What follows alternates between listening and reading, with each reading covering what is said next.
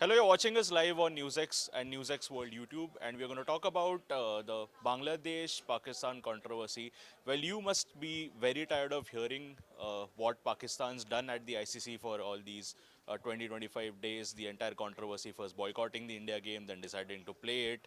But there's a different side to this entire story. I have with me Ali, I also been joined by Kashish, and we're going to talk about this particular different side. Because in just 2 days, Bangladesh is going to be going for elections, and there's a entire battle of influence happening over that. Firstly, Ellie, we've, un- everyone in India and Pakistan has been talking about this entire controversy. I just want to understand what you think about what's happening, and also what you think about the outcome of all of it.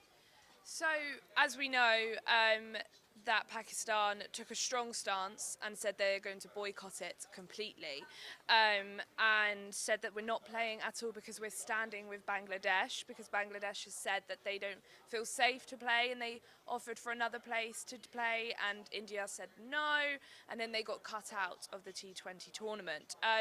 So Pakistan is basically saying that this is the reason why, is because they're supporting Bangladesh, they're standing with them, they're their brotherhood, they even said.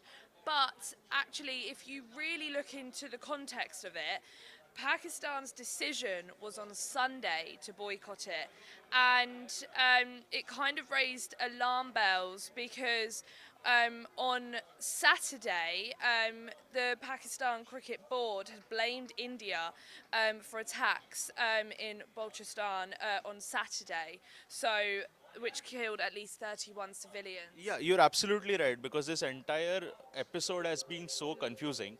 Firstly, you say you're going to boycott the game. You don't tell us why you're boycotting the game. There's a set of meetings that happen. Then later you come to a decision and okay, we're doing this for Bangladesh. Okay, this has angered Bangladesh as well because Bangladesh was like, you took a decision, you signaled some support to us, and at the first opportunity, you did a complete U-turn and went towards, playing the game anyway. So, Kashish, from your understanding, you've been watching this, obviously following this, covering sports in entirety as well. Do you think this entire, if you're in and looking at it from from Pakistan side, do you think it has had any sort of impact?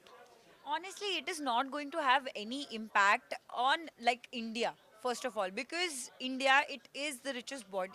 The BCCI is the richest body, of course, and it is actually giving a lot of fund to the ICC. And talking about Pakistan Cricket Board, it was going to face the revenue loss. It was going to face the massive losses, and apart from that, if at all they would have wanted to shift the venue or cancel the match altogether, it would have costed Sri Lanka also. So that was a very chaotic situation. Yeah, absolutely. What has happened here, I agree with both of you Yeah. because you think you're going to be sending a huge geopolitical message, a message of influence Yeah. by boycotting a tournament after you have sent a team over there, or rather a match in the tournament after you sent in the team over there. Subsequently, what happens is that you eventually turn out to play the game.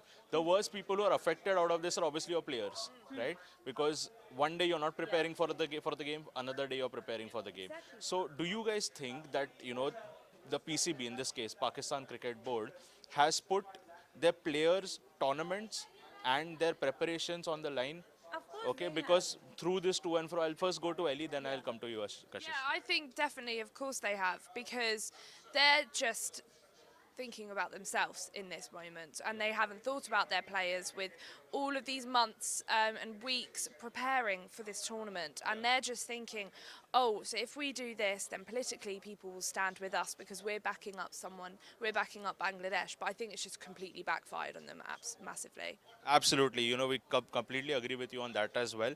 Kashish, coming to you as well, because yes, as Ali said, you have a set of players who are going to be preparing for this.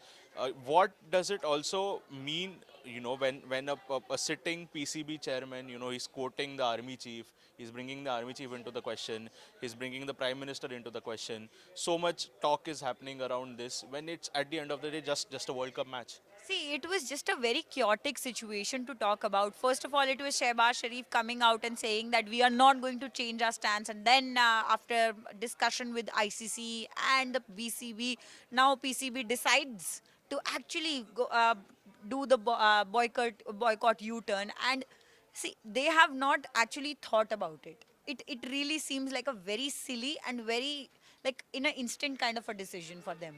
Right.